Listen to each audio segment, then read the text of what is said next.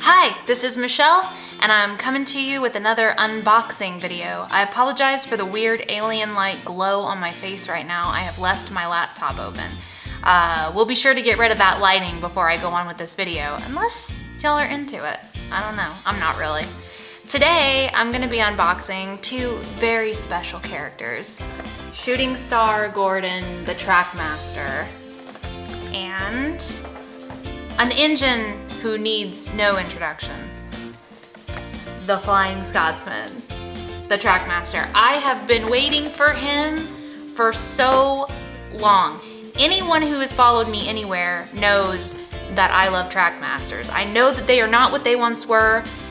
I don't care. I love them. I love that they can move. I love by themselves. I love that some of them can talk. That's cool too. I've really been looking forward to this guy, and we've got him. And as soon as I unbox him, I'm gonna put him back in his box because they're actually for my son's birthday, and I feel like he should have the chance to open them himself, but without the hindrance of tape. We're gonna take care of that for him. Right? So let's do it. Gordon and his brother, the Flying Scotsman. Okay, so as you can see here, Shooting Star Gordon. This should be facing the direction of you guys. I think I'm getting my bearings finally with how this works, point of view wise, I think. Okay, well, we're just gonna go ahead and open him. I won't stay in this point of view long, just long enough that I can open him up. Do you like that my pocket knife says my name? I got it while I was on vacation this summer. Let's see, where else do we need to open him up? Move it more this way, okay. All right, I think we've gotten him open enough that I can just slip him out now. Okay, here we go. Beautiful view. Ta-da! Okay. All right, there he is, and we'll take him out of the first Gordon. Then his tender car, then his little cart of goods there. He has quite a few pieces to him, so I think I'm gonna try to hold them up one by one unless I can link them all together and do it kind of like this. There we go. Okay, let me burp. Gosh, I'm gonna have to edit so much. So this is main Gordon. This is Gordon's main frame here.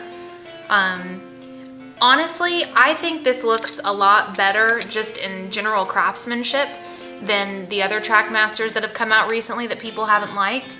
I think this shows a lot more sophistication and attention to detail. I'm not saying it's as good as the ones that came before, you know, the ones like, I don't know what they were. We have a Paxton who's really sophisticated looking. I don't think this Gordon is quite that sophisticated, because that Paxton you can like see into his little driver area here, and you can't with this one, it's just painted on. But I still think on the whole, this is a pretty impressive toy for the modern day Trackmasters. Once again, he has this look of determination on his face, which I just love. I love that attention to detail, and I love how determined he looks, because I think that's really gonna factor into his character in this movie. And he comes with this little tender car that has his number 4 on it and the racing stripes. Let's see, did I get it good enough? It's sloped, that's new. I guess that's part of his streamlining. And then he comes with this little car of, I don't know, I'm not sure what this is supposed to be. It looks like racing paraphernalia, perhaps? I don't know. Maybe it factors into the movie somehow. I think in this movie, Gordon's going to be feeling a lot of pressure to measure up to his very famous brother and to be the super fast engine that everyone expects him to be. There was obviously a lot of controversy with whether or not streamlining one of the original characters like this was acceptable, even if it was only temporary. I think in the end, it's really gonna factor in well to the whole be yourself message, you know, you are your best self kind of a thing. And this is kind of, you know, I always kind of saw Gordon as a very insecure character. So I think this will kind of be, I don't know how to explain it, the fullest expression of his insecurity and the culmination of all of that. But all in all, I think it's a great design. I think there's, you know, a good bit of symbolism here, a good bit of plot significance here to the way he looks. So despite the controversy, I think it was an interesting story writing choice. Toy-wise, I'm very impressed. I'm very happy with how he looks. And as you know, I'm very particular about Gordon because he's one of my favorites, and I'm really excited to see what this is all gonna mean for the movie. And the toy itself, very nice. He kind of measures up to his brother in the sense that he has 3 cars on him, even if they're not 2 tenders. All right, and speaking of brother, let's get to the Flying Scotsman. Okay, so next up we have, of course, the Flying Scotsman. I am so excited to free him from his cardboard prison. Let's see. I'm going to make the least amount of incisions necessary because I think I made a few too many on Gordon and it wasn't needed. So we don't need to like totally destroy this packaging. Okay, so we pulled him out. Here's his little pamphlet. Okay, there he is. Wow, I have been waiting so long for this. Been waiting so long to have him. Okay. Here he is, the fastest engine in the universe. In all the galaxy, there's no one faster than you. Okay, so now we have Flying Scotsman. Here he is. Here's his main engine part. Here's his main body, I don't know what you call it. And then of course his 2 tenders, because he's a very famous, upstanding, prestigious engine, and those engines have more than 1 tender apparently. I am so excited to have him. I was eagerly anticipating getting this Trackmaster. Now to talk about the toy itself, here's where we get a little controversial, folks. Because as I understand it, a lot of people, as you can see on the side of his livery here, he has some steam clouds. Steam clouds for strong! Yeah, that's what a lot of people have been saying. A lot of people are not happy that he has these steam clouds here. And he also has them on the sides of his tender cars as well. And you know, when I think about it, I can kind of understand why people would have an issue with that, because he is, after all, a very famous, a real engine. I guess when you see him in toy form, you don't really want all this stuff on there, I guess. But to each his own. But me personally, I like these clouds. I'm just gonna be honest, I like them. One of the reasons I like them is because, okay, I just learned about the Flying Scotsman this year. And so I watched a video of him doing his test runs, and I thought it was so cool just how he was shrouded in all this steam, all these steam clouds, you know. It was like this heavenly sort of cloud chorus following him. And so this, when I saw him like this with the clouds on him, I thought it was very fitting.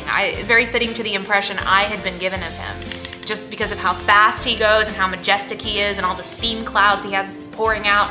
And so I actually kind of like that. I think that's nice attention to detail. I have seen, oh, I cannot remember who it was that did this. Someone on Twitter, I remember, they actually successfully removed the clouds from him with, I think they sanded them off and repainted. So, I mean, that's an option, but this is the Trackmaster, this is how he looks, so that's just kind of how it goes, I guess. But me, I like the clouds, and I don't know, maybe I'm alone in that. I hope no one hates me for saying that. I love his face. I love how you can see that there's some of Gordon's features there. Not quite, he has some differences, like his nose is flatter and his eyebrows are thicker, I think, but you can tell there's a family resemblance there, which I think is really cool. And that's more a credit to the animators, I suppose, but you know, and he's making kind of a Gordon face. Is that a Gordon face? I don't know. There he is. And I'm really impressed with these two. I think they really did a good job with them. I'm looking forward to racing them around the track. I feel like that's like an obligatory part of having a Trackmaster review, is I have to show them going around the circuit, but I'm sure they run fine. Maybe one day I'll film a race between them and see who wins. Wouldn't that be fun? Although the movie might answer that for us. So anyway, I'm very pleased with these two. I'm excited to have playtime with them. And I think, you know, they were worth every penny, as I say. A+, good job. Let me start over. All right, so that's Gordon and the Flying Scotsman, the famous brothers. Their Trackmaster counterparts, which I have just now put back in their boxes. I'm really impressed with these two toys. I think the attention to detail is impressive.